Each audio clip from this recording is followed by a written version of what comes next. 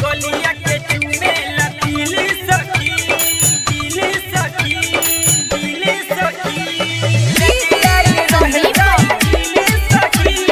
गोलिया के चूमे लकील सखी।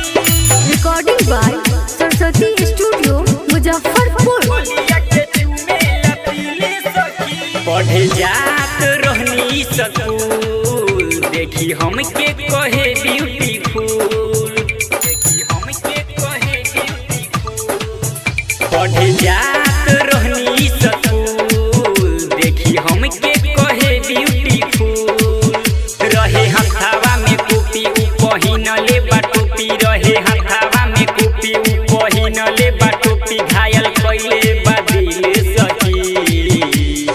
लेके आइल रहे साइकिल सखी गलिया के चूमे लतील सखी लेके आइल रहे साइकिल सखी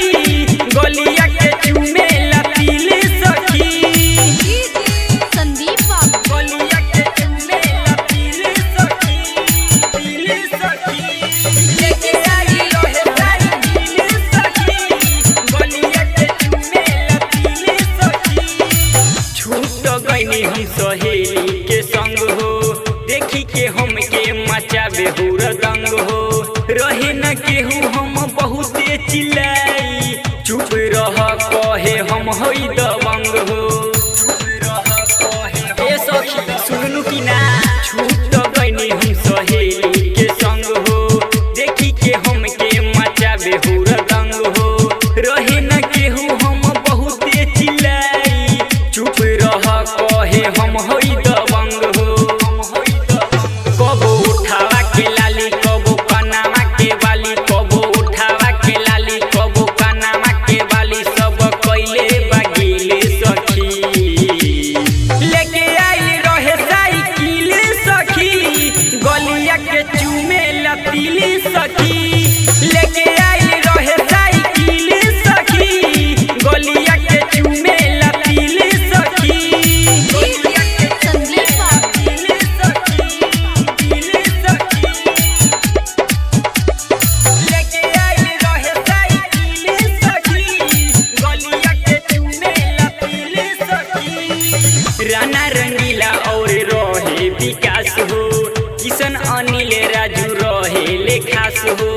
कॉलेज ड्रेस में लागे झकास हो केहू पर हमके नइखे विश्वास हो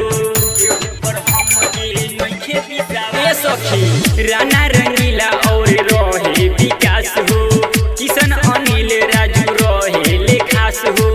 कॉलेज ड्रेस में लागे झकास हो केहू पर हमके नइखे विश्वास हो नइखे विश्वास चली कोनो ना बहाना हम लेके जाई थाना चली कोनो ना बहाना हम लेके जाई थाना मिलब जाके वकील सखी लेके आइल रहे साइकिल सखी गलिया के चूमे लतील सखी लेके आइल रहे साइकिल सखी गलिया के चूमे लतील सखी पढ़े जात रहनी स्कूल देखी हमके कहे ब्यूटीफुल